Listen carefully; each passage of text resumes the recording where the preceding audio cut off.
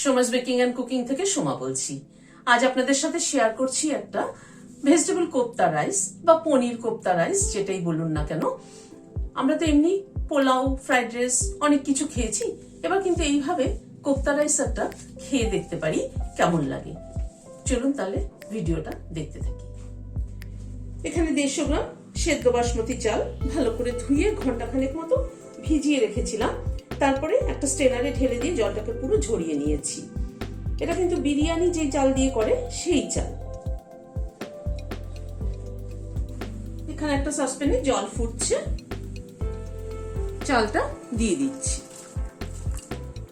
চালটা দিয়ে একটু নেড়ে দিলাম, একটা তেজপাতা দিয়ে দিলাম, একটা স্টার অ্যানিস দিয়ে দিলাম, হাফ চামচ নুন দিয়ে দিলাম,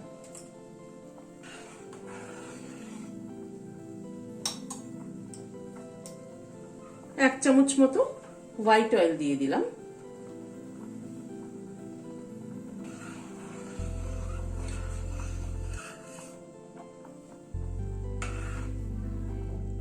ভাতটা হওয়া অবধি অপেক্ষা করব। তবে ভাতটা কিন্তু পুরো কুক করব না, 80% মতো কুক করব।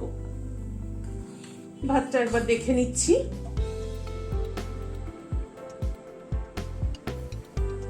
ভাতটা চাপ দিলে কিন্তু ভেঙে যাচ্ছে, হয়েছে কিন্তু একটু শক্ত আছে। এই অবস্থায় ভাতটাকে নামিয়ে নেব। নামানোর আগে একটা পাতিলেবুর অর্ধেকটা রস দিয়ে দিলাম, আর একটু ঠান্ডা জল ঢেলে দিচ্ছি। তাতে ভাতটা কিন্তু একদম ঝরঝরে থাকবে। গ্যাসের ফ্লেমটাকে বন্ধ করে দিলাম।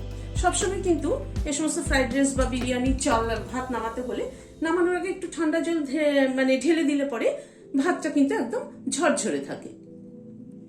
এবার আমি এটাকে একটা স্ট্রেনারে ঢেলে দিচ্ছি। এখানে একটা থালা নিয়েছি, তাতে ঢেলে নিচ্ছি। ভাতটাকে ঢেলে দিলাম, দিয়ে একটু ছড়িয়ে দিচ্ছি।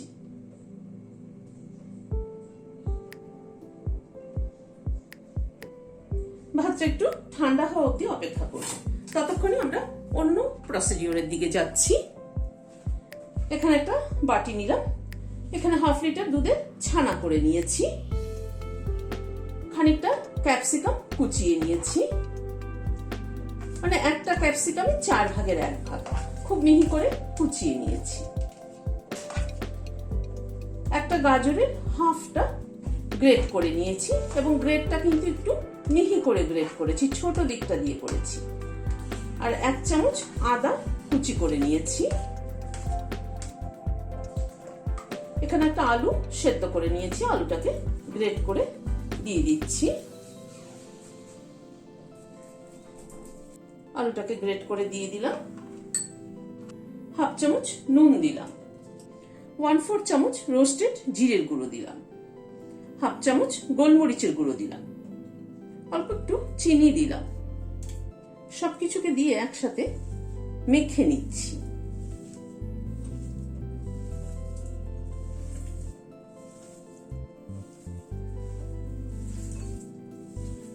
খুব ভালো করে মেখে নিতে হবে। আমরা তো পোলাও, ফ্রাইড রাইস অনেক কিছু খেয়েছি, এবার কিন্তু এরকম করে ভেজিটেবল কোপ্তা দিয়ে একটা রাইস বানিয়ে খেয়ে দেখুন, দারুণ লাগে। কিন্তু তার সাথে চেরি টমেটো অ্যাড করছি। 1 চামচ চালের গুঁড়ো দিয়ে দিলাম। চালের গুঁড়োটা দিয়ে আবার একটু মেখে নিচ্ছি। চালের গুঁড়োর বদলে কর্নফ্লাওয়ারও দিতে পারে। এবার ডোটা তৈরি করে নিলাম। সবকিছুকে একসাথে ভালো করে মেখে নিলাম। এবার মিক্সচারটার থেকে অল্প অল্প করে তুলে নিয়ে ছোট ছোট করে বলের মতো তৈরি করে নিচ্ছি। একটু ছোট ছোট করেই করে নেব। এরকম ছোট ছোট করে তৈরি করে নিচ্ছি। বলগুলো সবগুলো তৈরি করে নিলাম।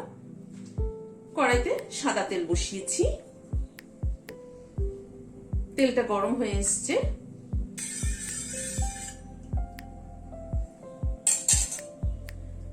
বলগুলো দিয়ে দিচ্ছি।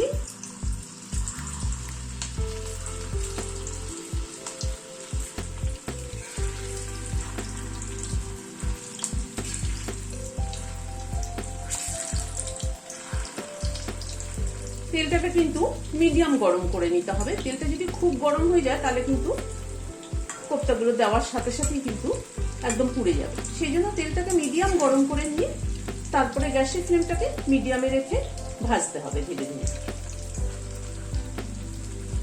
রান্নায় কিন্তু হিট কন্ট্রোলটা কিন্তু একটা বিরাট ব্যাপার। কখন গ্যাসের ফ্লেম বাড়াবেন, কখন কমাবেন, সেটা কিন্তু একটা বিরাট ম্যাটার করে। কোপ্তাগুলো দেখুন দেখতে কি ভালো লাগছে, ছোট ছোট বলের মতো কোপ্তাগুলো। একঘেয়ে ফ্রাইড রাইস এবং পোলাও না খেয়ে কিন্তু এরকম কোপ্তা রাইস যদি বানিয়ে নেওয়া হয় তাহলে কিন্তু মুখের টেস্টটা চেঞ্জ হয়, খেতেও ভালো লাগে। বলগুলোকে লাল করে ভেজে নিলাম, এবার তুলে নিচ্ছি। আবার যে কটা আছে দিয়ে দিচ্ছি।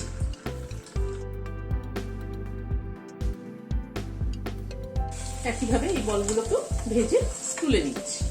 সব বলগুলোকে ভেজে তুলে নিলাম। অন্য আরেকটা প্যান বসালাম। যেহেতু এই কড়াইটা ছোট, ওই কড়াইটার মধ্যে রাইসটা ঠিক করা যাবে না, সেই জন্য একটা বড় প্যান নিলাম এবং তেলটাকে, কোপ্তা ভাজার তেলটাকে এটাতে ট্রান্সফার করলাম।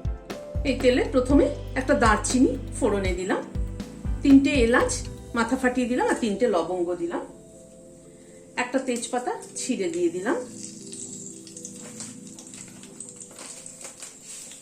হাফ চামচ সাজিরে দিলাম। সাজিরে যদি আপনাদের কাছে অ্যাভেলেবেল না থাকে তাহলে স্কিপ করবেন।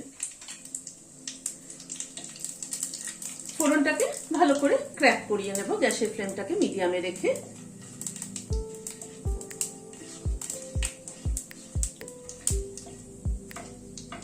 ফোড়ন যত ভালো ক্র্যাক করানো হবে তত কিন্তু ফ্লেভার তত ভালো হবে। এটা আমি সব ভিডিওতে বলি, যদিও যারা নতুন দেখছেন তাদের জন্য আবার করে বলা। দুটো কাঁচা লঙ্কা মাথাটা চিড়ে দিয়ে দিলাম। এখানে 8-10টা চেরি টমেটো দিয়ে দিলাম।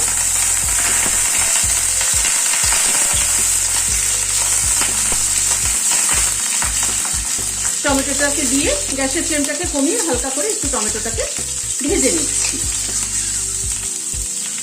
জাস্ট একটুখানি টস করে নেব টমেটোটা। এই চেরি টমেটো কিন্তু বিভিন্ন অনলাইন যে শপিং এগুলো আছে তাতে কিন্তু, যেমন বিগ বাস্কেট, ব্লিঙ্কিট, জেপ্টো, সবেতেই কিন্তু পাওয়া যায়। 1 চামচ আদা কুচি দিয়ে দিলাম। আদা কুচিটাও হালকা করে একটুখানি নাড়াচাড়া করে নিচ্ছি। এবার রাইসটা দিয়ে দিচ্ছি।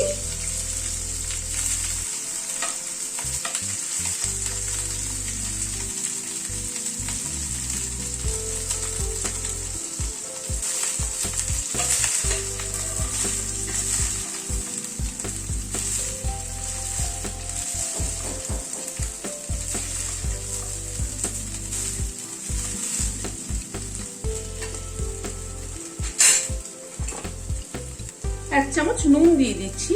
যদিও ভাতটা হওয়ার সময় নুন দিয়েছিলাম, তবে তবু মনে হয় একটু লাগবে।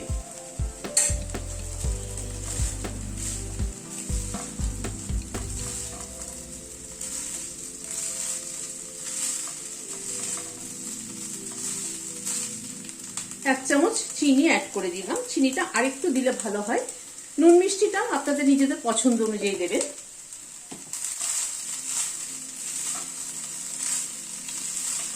দিয়ে একটু নাড়াচাড়া করে নিচ্ছি ভাতটাকে।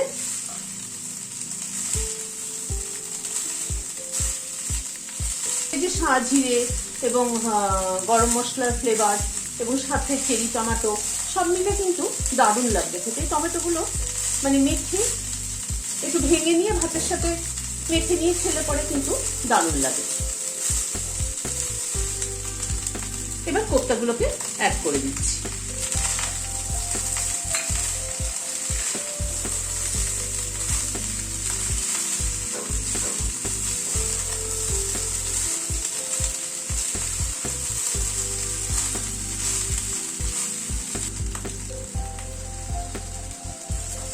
এই মিনিট 2-3 একটুখানি ভাতটাকে নাড়াচাড়া করে নিচ্ছি। এবার এখানে পার্সলে কুচি দিয়ে দিলাম 1 মুঠো। পার্সলে যদি আপনাদের কাছে অ্যাভেলেবেল না থাকে, হয় স্কিপ করবেন, নয় ধনেপাতা দিলেও হবে, তবে ফ্লেভারটা অন্যরকম হয়, এটাই আর কি। পার্সলে দিলে ফ্লেভারটা খুব সুন্দর হয়।